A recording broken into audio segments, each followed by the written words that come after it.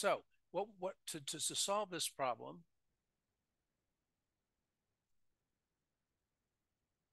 just a second.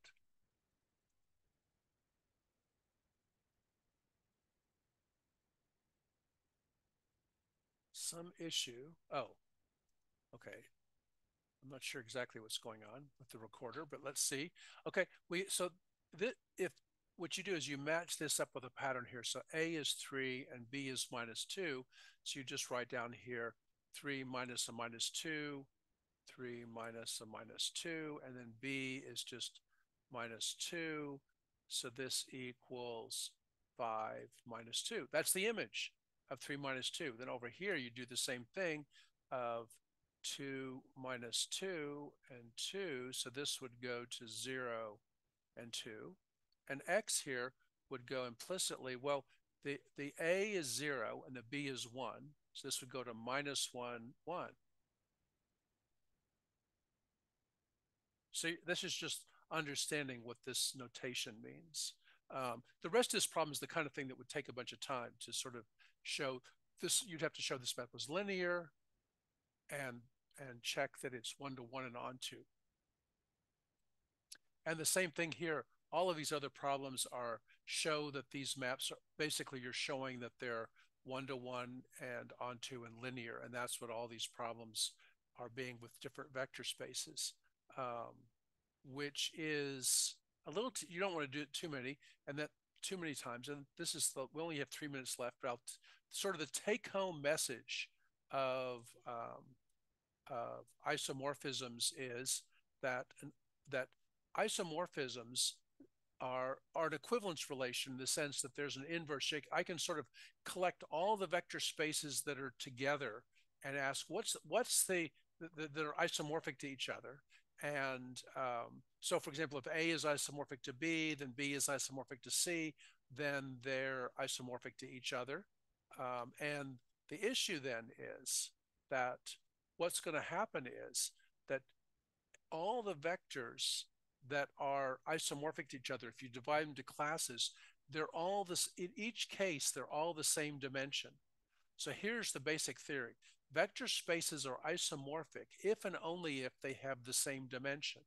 So we can tell whether spaces are isomorphic just by telling what their dimension are. So for example, we know right away that RC2 and RC3 are not isomorphic.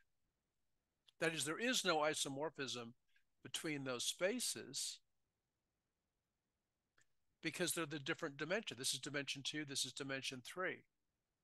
And so this is an important now, what does this mean to be isomorphic and have the same dimension? Well, if you remember, the dimension of a vector space equals the number of basis vectors.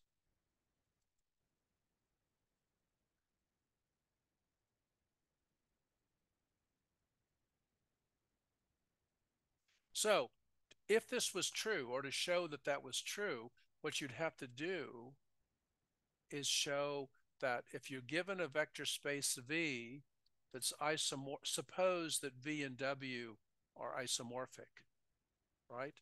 And then you could say, okay, well, if B is a basis of B is a basis of V, and let's say D is a basis of W, then what you need to show is, so supposing they're isomorphic, and then supposing that B is a basis of V and D is a basis of V, you'd have to show that these two bases have the same number of vectors.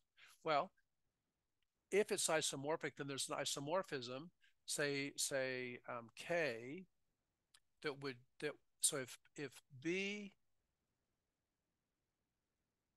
had like vectors V1, V2, V3 in it, then the isomorphism K from V to W would,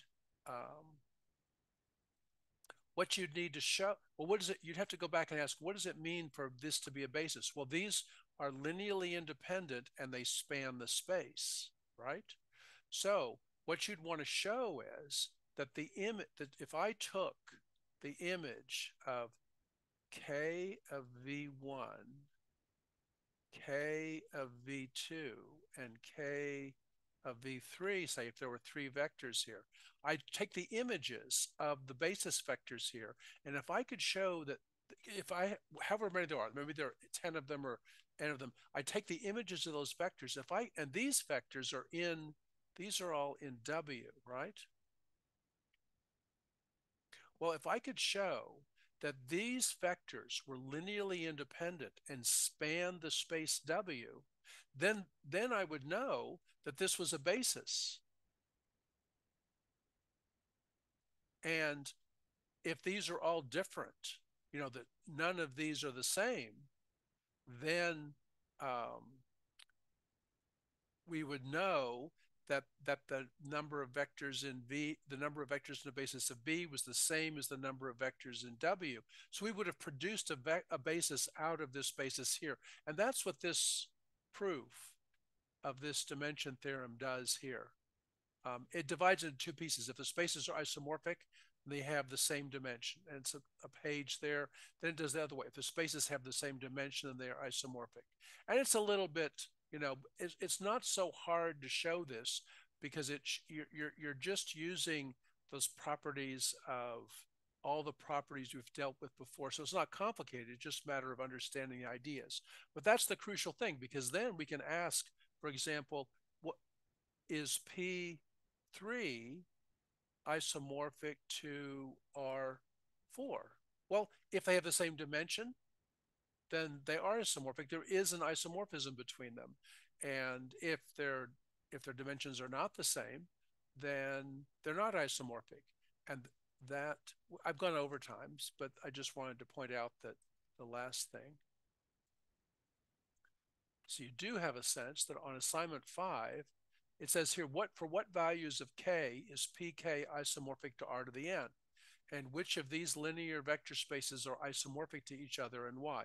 Well, this 2 and 3 are basically applications of what are the dimensions of these vector spaces and which ones have the same dimension and which ones are not isomorphic because they have the different dimensions. So 2 and 3 is basically the kind of thing you can get from um,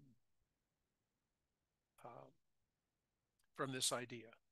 Okay, well, I'm going to stop here. Maybe I'll go back and share my screen again, but I want to stop